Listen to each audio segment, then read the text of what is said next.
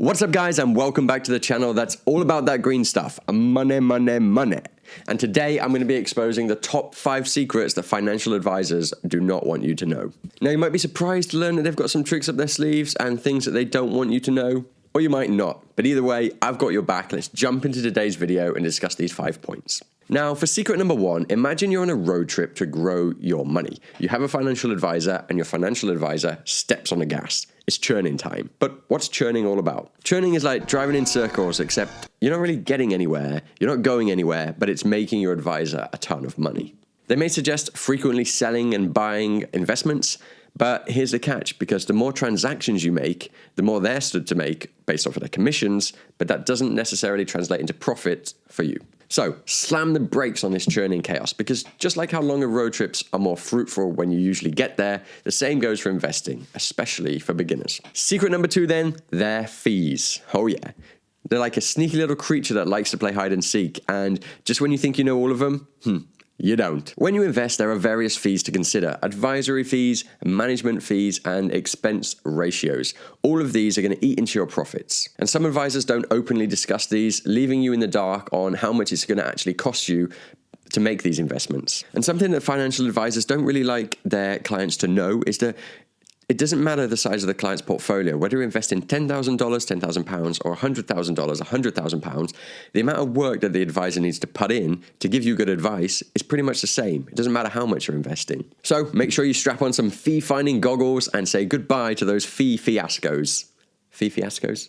Fee fiascos. Secret number 3 then is exclusive investment mysteries. Sounds good, right? But if it sounds too good to be true, well, it probably is. Now, some advisors may try to entice you with these exclusive investments, claiming that they know the secret to success. But remember, not all that glitter is gold. Exclusive doesn't always mean better, and an exclusive deal may be limited to a specific fund or a specific brokerage that advisor might be working for. So there are benefits to him for pushing those basically investments onto you. So always take advice with a pinch of salt, and remember that the advisors are there to make money for themselves and their bosses as well. Secret number 4 then, the market magician. Abracadabra. Timing the market, a trick as old as time itself. This is when advisors try to predict the best time to buy and sell investments based on short-term trends. Sounds good, right? But here's the catch. Even the pros find it basically impossible to time the market. It's like trying to watch or catch a shooting star. Instead, focus on a long-term strategy and invest consistently over time. A prime example is the dot-com bubble back in the late 90s, when the technology sector experienced a massive surge in stock prices. Now, this was fueled by the dot-com boom, and many investors were trying to time the market by buying these tech stocks at their peak, expecting them to go up even further.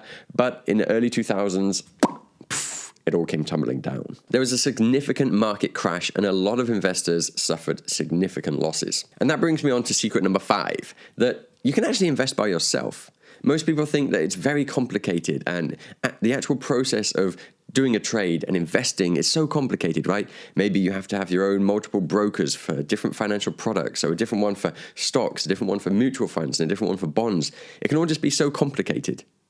But is it? Well, the answer to that is no. The physical implementation of actually buying a stock and investing couldn't be easier these days. There's an abundance of free online educational resources, as well as user-friendly platforms on your phone that you can use to invest as little as £1. My favorite app right now is Trading 212. You can check out this video. It talks you through all the different steps of Trading 112, how to set it up, and how to actually go through and buy a stock. And if you click the link down in the description, you'll get a free stock worth up to £100 if you sign up. So yeah, don't let your knowledge or your confidence hold you back. Learning the basics of investing and figuring out your risk tolerance can get you a long way in building your wealth independently. Now, I've mentioned this a few times throughout this video, but honestly, the long-term game is the real winner. Some advisors may play the short-term game and focus on short-term gains, but the truth is that investing with a long-term perspective is way less risky and more likely to bring you higher returns in the future. It's like planting a tree that grows over time. Stick to a well-diversified, long-term strategy